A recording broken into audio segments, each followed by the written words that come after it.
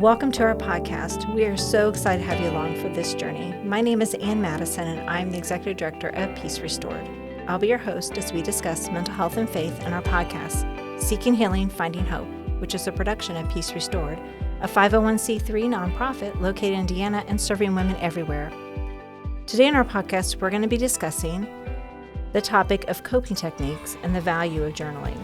Some of you may have already be getting ready to stop the podcast, but before you do, I want you to wait. Stay with us. Often, when I talk to people about the topic of journaling, they might have a negative response. Hopefully today, we will begin to change your thought process. So I'm excited to have joining me for this conversation today, Emily Key. Some of you may have been getting to know Emily through our social media pages, as she's currently our marketing intern. Emily joined the staff of Peace Restored towards the end of 2023. She's also a student at the University of Indianapolis with social work as her major.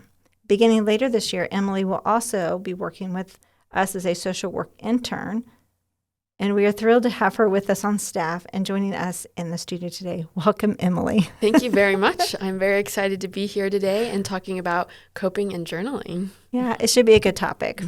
I think it'll be fun to kind of jump in, and I imagine through your training, you've been learning a lot about some of these techniques as well. Yep.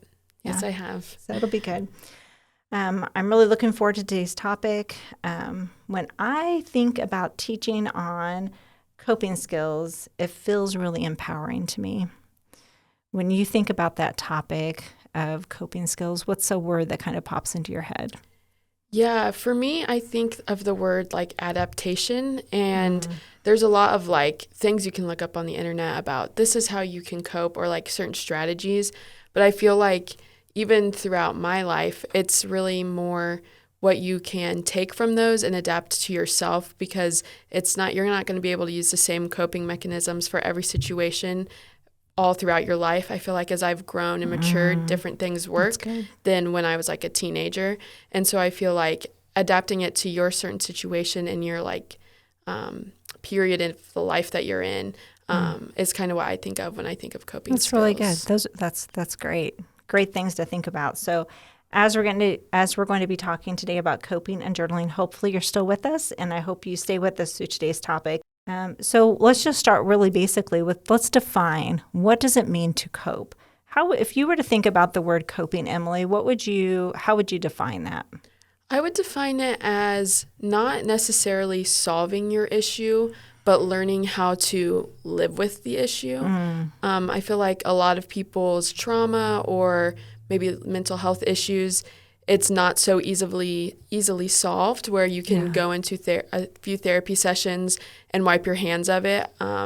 I know, especially in like my own situation, finding ways to cope has been really helpful as you're going through therapy, so that your day to day you can be able to deal with your anxiety or depression or whatever it is, and still be able to function. And I think that coping shouldn't be thought of as like solving it, but more as how to go about your life in a way that's helpful for you and those around you, while also still knowing that you have your issues to work on. Yeah, it's really good, because coping gives us kind of those extra skills.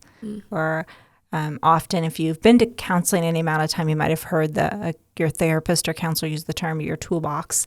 There are different things you can put in your toolbox to help you know how to work through or work with different feelings or thoughts or experiences that you've had.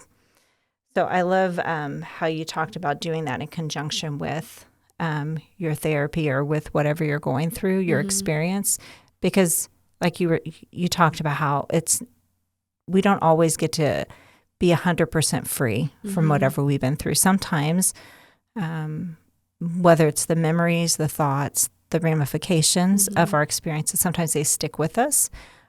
Maybe not to the full extent from the beginning, but they're with us. Right. They don't just disappear. Right.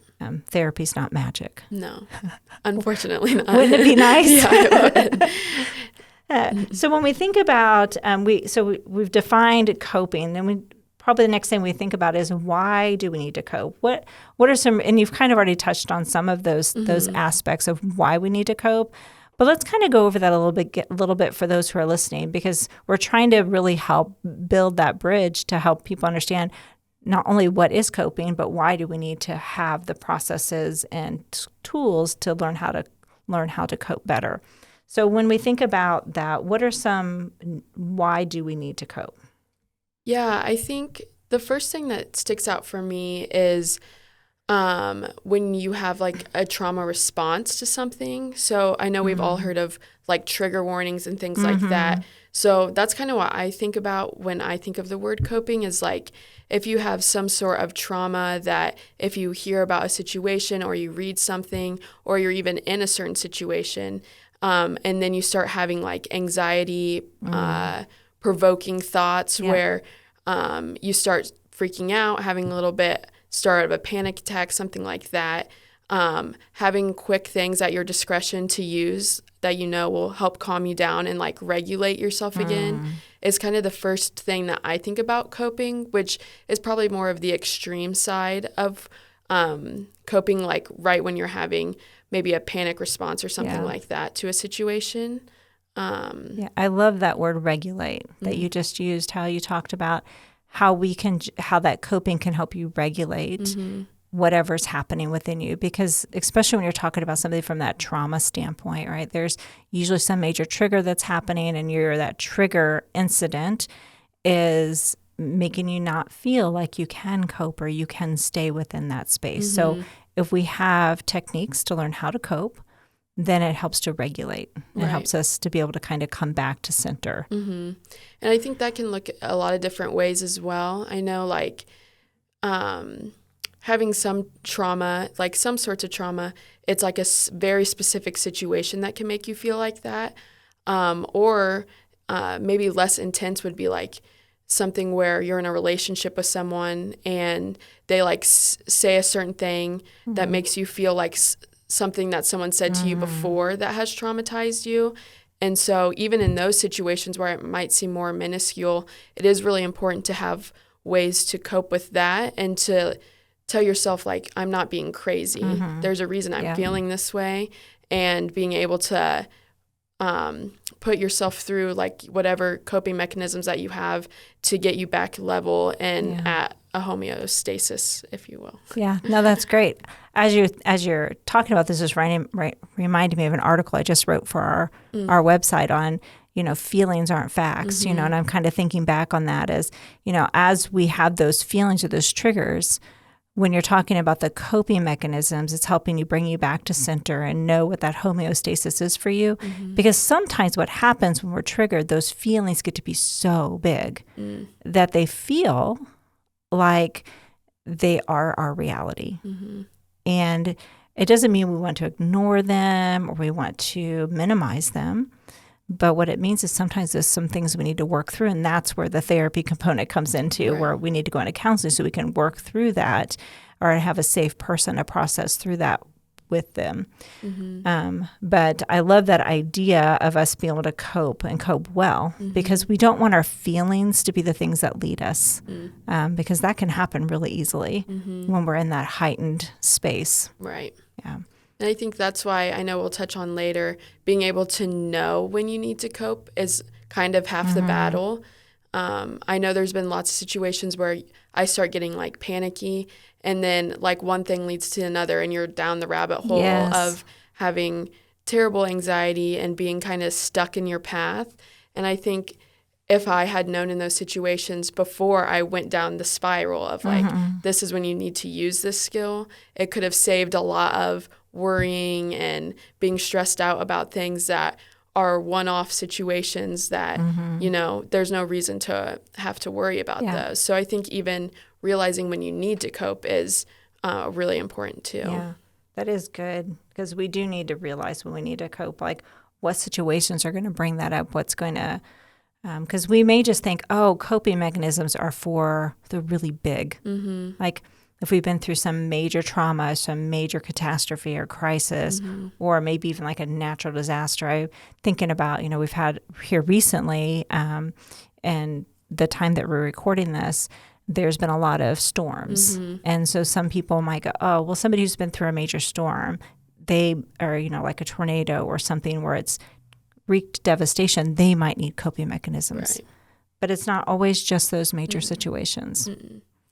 Yeah, I definitely agree with that. I think a lot of people, that even goes back to like when you need therapy, a lot of people think you have to have this huge thing that happened to you that wreaked havoc on your life, when we know that that's not really true, because if you have little situations that go on, and little is a very subjective word, not just because you can't compare your situation to someone else's.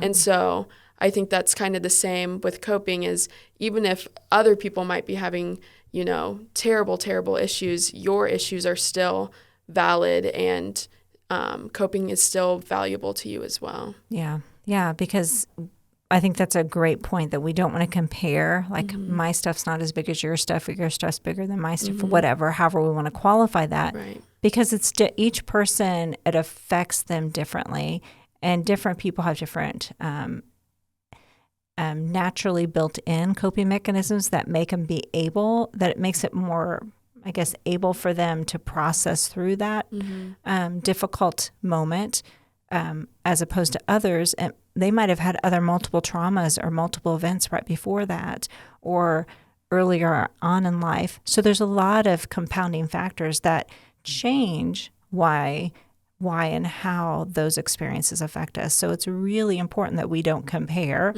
our hard to somebody else's hard. Right, exactly. So what are some other reasons why we may need some coping mechanisms? Another reason why we might need coping mechanisms is a lot of people who have things like anxiety or depression have what we call intrusive thoughts. And so these thoughts are, which I kind of touched on a minute ago, about thoughts that come into your brain that disrupts what you're thinking about and disrupts basically what you're doing, and kind of stops you in your tracks. It can look different for different people, and what your anxiety or depression or trauma might be caused by. An example of this could be if you have anxiety about being in a car accident because of a trauma you might have experienced. Your intrusive thought might be, when you're getting into your car, oh, what if something really bad happens to me while I'm driving? And so those stop you in your tracks and kind of start you on a journey of having anxiety or depression or some emotional response. And those are a really big reason that we need to learn to cope, because obviously we have to go about our day, and you have to drive if you're able to, and you have to go to work or go to school.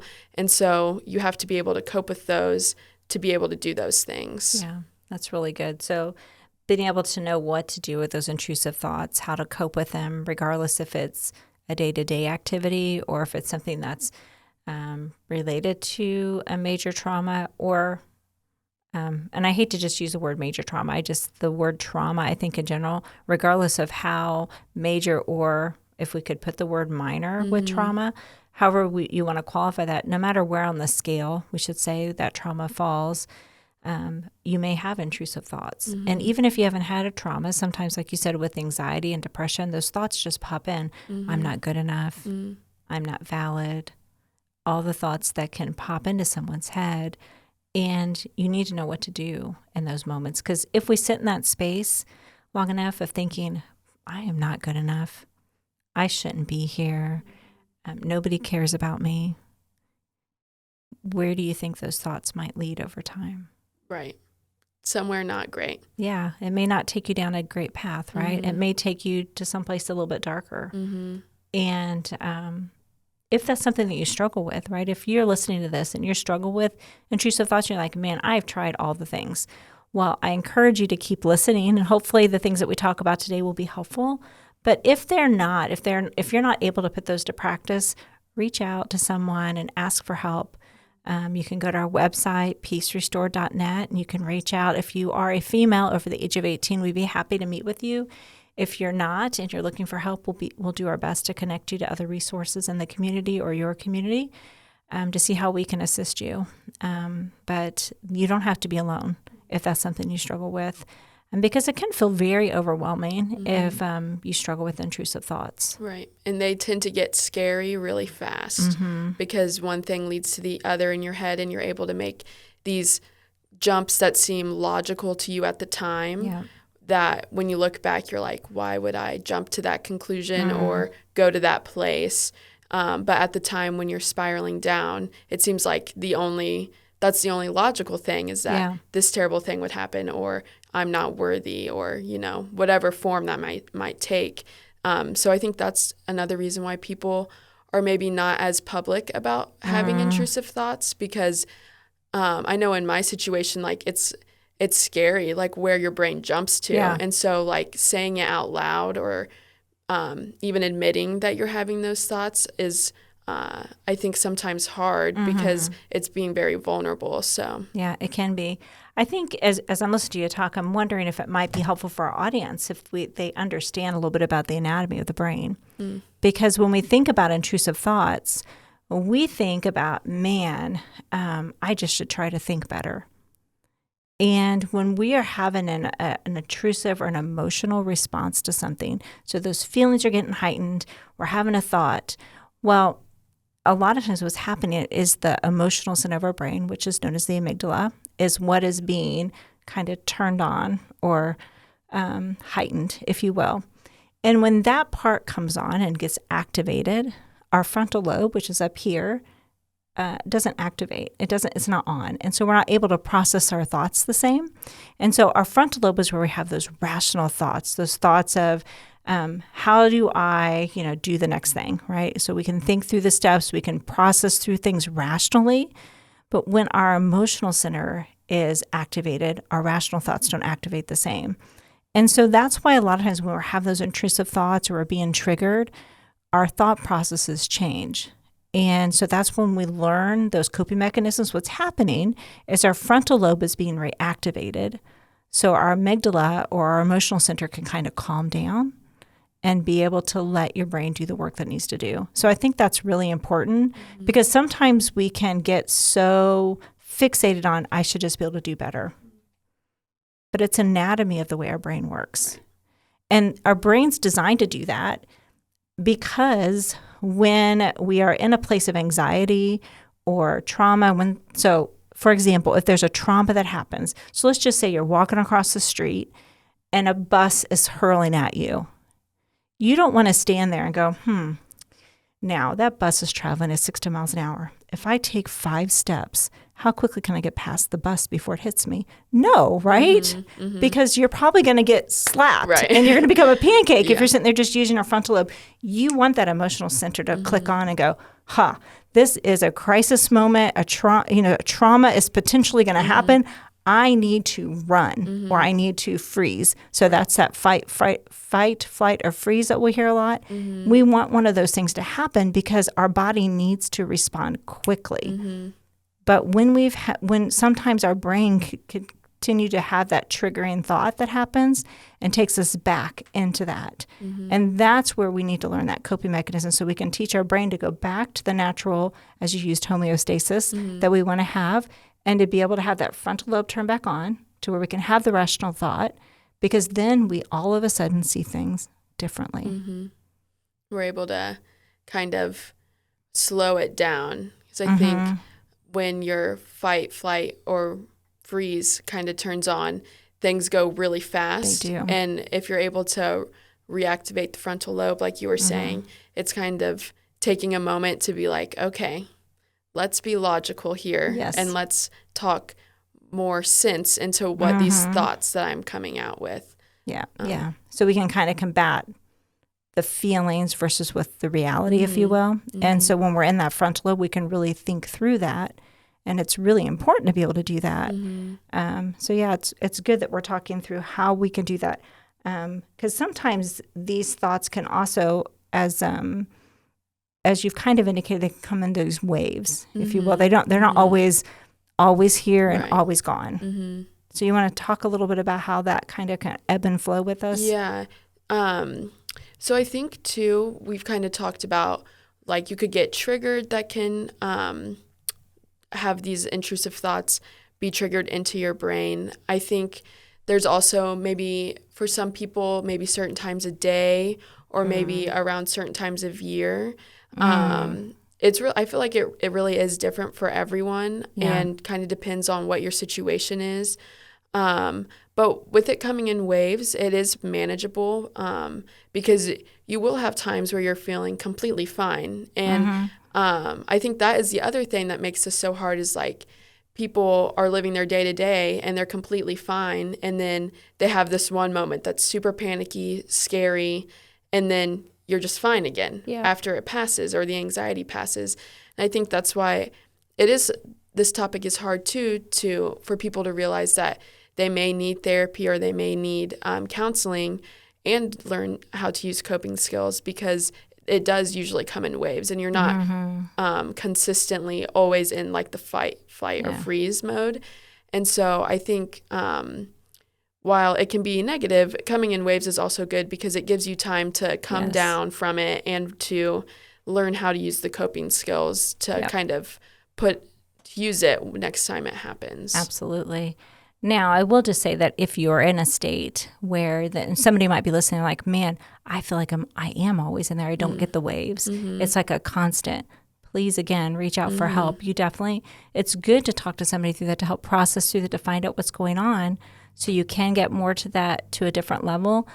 But the other part of that, as I was sitting and listening to you, I was thinking about an example of the waves, and I think an example that most can relate to, because I think almost every person listening to the podcast will have had this experience, is grief. And that's a term that you hear a lot with grief, right? Is man, my grief comes in waves. Like 1 minute I'm just fine, and then all of a sudden something will happen. Whoosh! It's like they get hit upside the head with a Mack truck, almost right? Like where did that come from? Like that felt really heavy and really hard.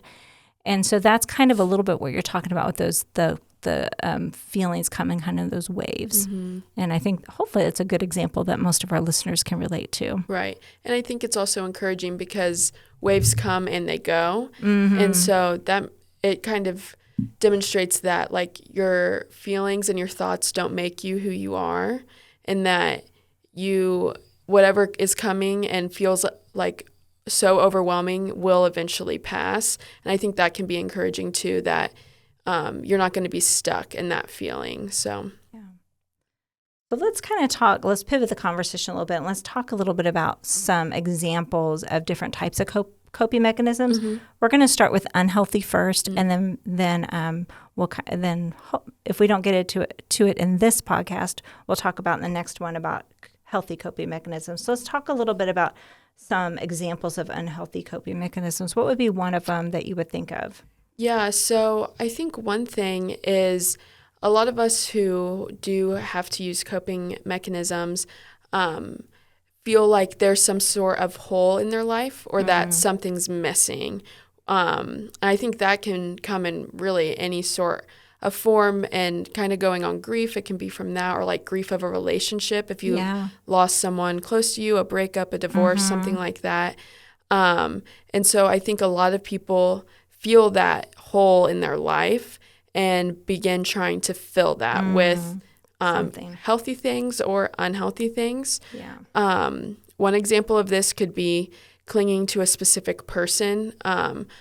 If you haven't listened to the Boundaries podcast from Peace Restored, I think the boundaries and clinging to someone kind of go hand in hand, because while it does feel like they are a safe person, there's also, I feel like, a line of cleaning on them too hard, or expecting them to fill a hole that they could never fill. And so I think that usually it's not done on purpose, that the person who's clinging on to them or having them fill this hole in their life, it's not something that you're doing intentionally usually, but I think it does strain the relationship because it puts a lot of unrealistic expectations on the other person, which can obviously strain a relationship in many different ways. Yeah, because it can feel like, oh, this feels so good to have that one person who's like there. They're taking care of all the things. But it takes a lot of strain on that one relationship. I mean, you could imagine if everybody came to you, it felt like everybody was coming to you for all the things. Or even if one person came to you all day long, it's like, what do I do about this? What do I do about that? It can feel really heavy for the person receiving it, but for the person receiving the questions, for the person who's reaching out, it can feel very comforting. Like, oh, this is so good. They care about me. And I'm not saying they don't care about you, but it's like you were indicating, it's maybe not the healthiest way to learn to cope, because now you're relying on an individual who has limited capacity. Right. And I think that's the thing for us to remember, is we all have limited capacity, and we can inadvertently bring harm to that relationship because we're asking. And that might be okay for a short period of time right after the crisis happens, whatever that may be. Sometimes we need to lean heavier into people, but if this is going on for a long period of time, we might need to reevaluate. Yeah. Especially because you can't control what another person does. You can never control other people. And so putting all your eggs in one basket, essentially, and not empowering yourself to find something that's healthier, or figuring out like whatever you're needing from this person, finding it in your own ways. I think since you can't control them, you can't guarantee that they will always be there to do that for you. And so I think that's just setting yourself up for another issue to arise, because for one, they can't sustain doing everything or providing you all the emotional reassurance that you need all day long. And like I said, you can't control them, so you can't count that will always be there. Yeah, because I'm just sitting there thinking, what happens if that individual that you're relying on so heavily, what if they have a crisis? Right. Well, one, you don't have the emotional bandwidth to help them because you're struggling, and that's okay that you're struggling. Right. But now they don't have the emotional bandwidth to give you what you've been relying on. And so I think that goes back to what you're saying, is putting all your eggs in one basket, as you put it, or relying so heavily on one person can really put that strain. And because they're going to feel that weight of, oh my gosh, I want to be there for them, but now I have this other thing. Exactly. And so it can cause a challenge. What's another kind of coping mechanism I think I can relate to this one, because this is the next one you're going to talk about, is one that probably I've done many a times. Especially we won't spend time trying to get into my head too much, but I was going to say it's probably one I can relate to well, and I think a lot of people will be able to relate to. So what's the next kind of example that we're going to talk about? Yeah, the next one is about being constantly busy. I think a lot of go-getters out in this world probably do this a lot. So if you never have time to think about your problems, then it almost feels like they're not there. Yes. And so I think that a lot of people fill their life, fill their schedules, so they don't have time to sit back and think, how am I doing emotionally? And so this might look like saying yes to everything, never letting yourself have time to take care of yourself and to have time to yourself. Maybe it looks like never wanting to be alone and always having to be going out with friends, being with your significant other, whatever that might look like. And yeah, this can be really detrimental because you never have time to really heal yourself of whatever's going on or even know if you need help because you're just on autopilot, always doing things. Yeah. Okay, so I will say a little bit about myself here. So when you're talking about this, I can relate so much because this is where I probably spent up into about my 30s. I lived in this space. I was busy. I was just so busy. I was doing all the things, being a mom and, being involved in my church and, just busy. And it kept everything at bay. Right. And until I couldn't keep that pace anymore. Some other things happened. But I just wanted to kind of give that differentiation between being busy isn't always a coping mechanism. So I don't want everybody to hear like, I'm a busy person, I must be using negative cope. Well, sometimes some of us, and I also have the proclivity to being just a busy person. And so now I think the differentiation is like you said, is are you using it as a way not to feel? Right. Or are you just a busy person? So in my early years, I would have said, absolutely. I didn't think I realized I was doing that to keep myself from feeling, but it definitely kept me from feeling things, because the busier I stayed, the less I realized the weightiness of all the things I was feeling. When I would stop and pause, man, all those feelings would come rushing forward. I even remember there was a time when a friend said to me, are you sure you're not using all your busyness to not feel some things? And I was like, and I just kind of scoffed at her. And I was like, she doesn't know what she's talking about. Right. That's not where I am. That has no validity. And then fast forward, and it did. And now I know that it did, but now it's being able to recognize, when do I need to take a break? When do I need to be able to take a pause so I can process through? So I just want to encourage those who are listening, if you are a busy person, take time and evaluate. Am I busy because there's something I'm afraid to deal with? Because there's emotions that are so big that if I slow down, they're going to come rushing forward. And that would be a really good test for you if you are a busy person and you stay really busy. Just take some time and be still. You know, Scripture tells us, you know, that we are to be still and hear God. And God speaks to those moments. And I think that when we're still, our emotions tell us where we're at too. And if we can just be present in those moments, we're going to know, like, man, if all of a sudden I feel super overwhelmed when I'm still, our busyness is keeping things at bay. Our busyness is our negative coping mechanism. Whereas if we're able to be still and we're still in a good place, then maybe we're just have a proclivity for busyness. Right. But I think that's a really good distinction, is sometimes being constantly busy is, it often is that negative coping mechanism that we use. Right. So that kind of takes us to the next one, which is avoidance, right? So avoidance is another one of my favorites. I love to be I'm a good avoider. Avoiding is fun. Right. Not really, it's not fun, but it's something that I have mastered. Yes. In my early years, it's something I have if you could have a degree in something, have a degree in things like this, I have a degree in avoidance. Amazing. I know. It's another thing to put on the wall. Yeah.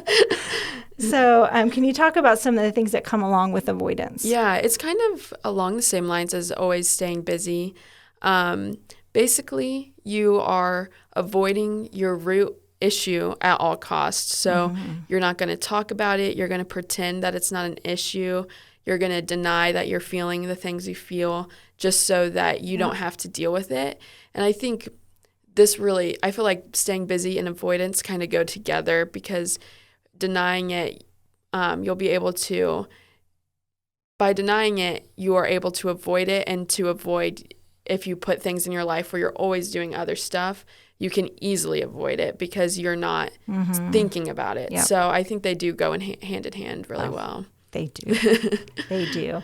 If anybody's been listening to these podcasts for any amount of time now, and they're probably getting a good picture of who I am, because I do tend to share a little bit about myself, but I'm pretty much an open book. But with the avoidance, it is, you gave a really good picture. It's avoiding things at all costs. Like, how do I not feel the things that I need to I need to feel? If the feelings come to the surface, you're going to do whatever you have to. It's getting busy. It might be going to sleep, whatever you have to, pretending that it didn't happen, but don't talk about it. It's not real. Right. We do all the things, right? I used to physically run away from people that I wanted to avoid. I remember I have a really strong memory of a time when people were trying to come to me and ask me questions, and I didn't want to deal with it. And I, as a grown woman, started running away in a parking lot to avoid the confrontation because I didn't want to. And that's how strong that avoidance can be for some people. Right. So hopefully if people are listening to this, they're going, man, they'll feel welcome and willing to reach out, because they're going to hear that we're real people too. Right. Just because we're sitting behind these mics doesn't mean we have we're perfect. Right. We've all had our own histories, the things that we're working through.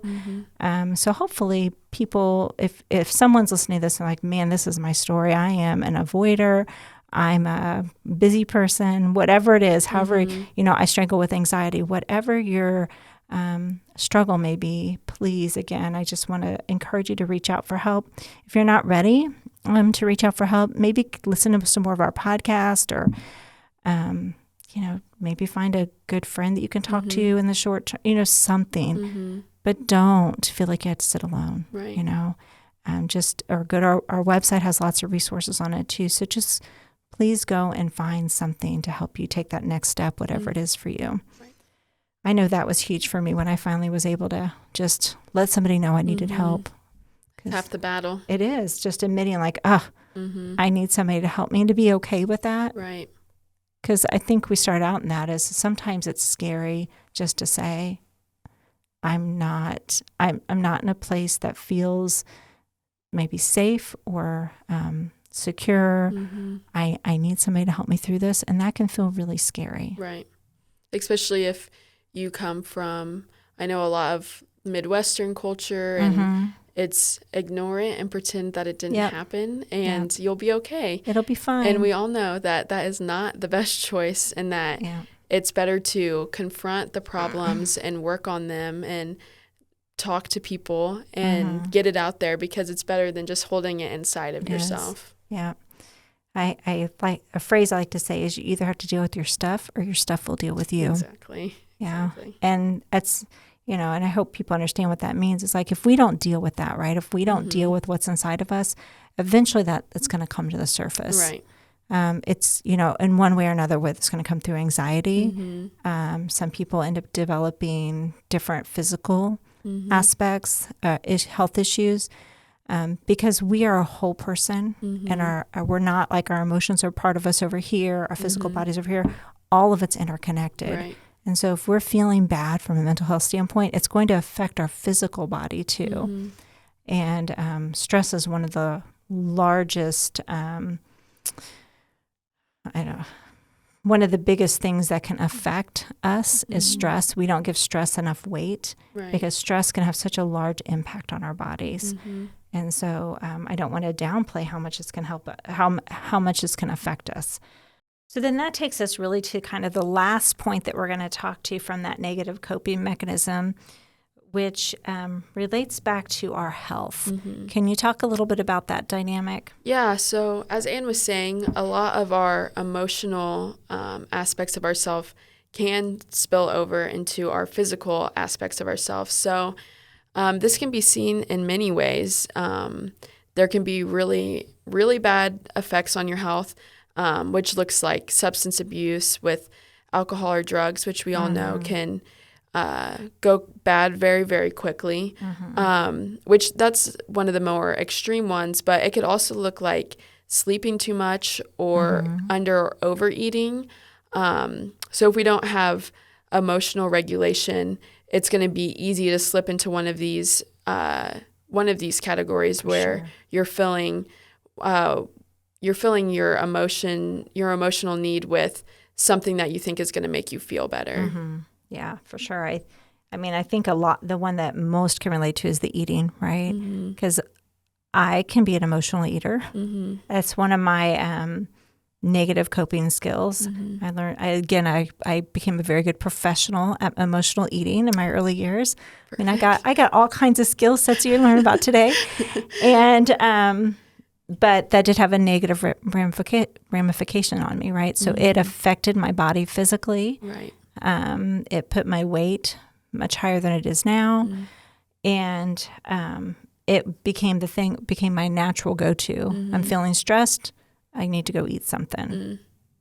And that can happen quickly, and you don't even realize that you're doing it. Yeah. You could become a person who grazes on the food, like you're just constantly eating because you're constantly feeling stressed. And so you just keep a bag of chips with you or a bowl of popcorn or a bowl of candy. Right. Or a gallon of ice cream. A lot of times we go towards those salty and sweet things, so that's why I'm mentioning those. Most people don't, when they're feeling stressed, go eat a steak. Yeah. It's not usually their go-to. I know. I'm feeling stressed today, I'm going to get me a bowl of broccoli. It's not really your go-to, right? If that was the issue, we probably wouldn't talk about stress eating. Right. But there's, so that's something that can really happen with our health. You talked about the sleeping too much. I think the other part of that is it can also be sleeping too little. Right. And so it can go to extreme on both sides. So somebody can just not want to wake up, like they go to sleep and they wake up for a few minutes, they want to go right back to sleep. Right. And they could do that through just from feeling the overwhelmed fatigue of their emotions. Other people self-medicate to help them sleep longer. And some will use alcohol or drugs to help them sleep longer too, because they're not wanting to feel the things that they need to feel. Right. And then some will do the other where they'll stay awake and they just won't allow themselves to sleep, because sometimes sleeping is when they do the most feeling. Right. Because, we have our nightmares or our night terrors or PTSD, the flashbacks. All those things can happen in our night and when we're sleeping. And so we can be afraid to sleep. Right. And so we will negatively go, I'm not going to sleep. I'm just going to force myself to stay awake. And we might do that through consuming excessive alcohol. I meant excessive caffeine. Sorry, I guess alcohol could do it, but usually alcohol is a depressant that puts you to sleep. So we could do that through several different, again, adding to that negative coping skills. So there's so much that can come out of that. And then you talked about the drug and alcohol use. I will say with that one, I always think of that as that slippery slope. Because you think about the person, and you might know somebody who will say, man, I'm so stressed, I need a drink. When you start needing a substance to cope, right, that is a warning sign. And that might be pushing some buttons for some people and might be upsetting somebody when I say that. But I'd rather you be a little upset with me when you hear this than me not, to help you see that you could potentially be going down a dangerous road. Because when we start saying, I need something to exist, I mean, obviously we need food and water, clothing, those type of things, right? When we say something that like, I need alcohol, I need drugs, and we're talking illegal drugs, when I need those things to exist, then we have to start asking ourselves questions. Why am I saying I need these things? Is it because I'm using them to cope? And if that's the case, then we need to reevaluate. And that's when we really need to get some help. Because, you could start going, well, I just need a glass of wine on the weekends. And it might be one glass. And then before you know it, maybe it's 2 glasses on the weekends, or maybe it's a glass every night now. And then it progresses to being 2 glasses every night. Or maybe wine's not enough. And now it gets to be something a little bit harder. Before you know it, you're drinking a whole bottle of something in a night, because that's what you need to be able to go to sleep. Right. And you might be listening going, oh, that's not going to happen to me. That's not how this works. I'm going to tell you that's exactly how it works. Because somebody doesn't wake up one day and go, I think I'm going to become an addict. Right. I think I'm going to, become addicted to some substance. And they go from 0 to 180. That's just not how it works. It starts out slow, and it's usually a shock to them and everybody in their family.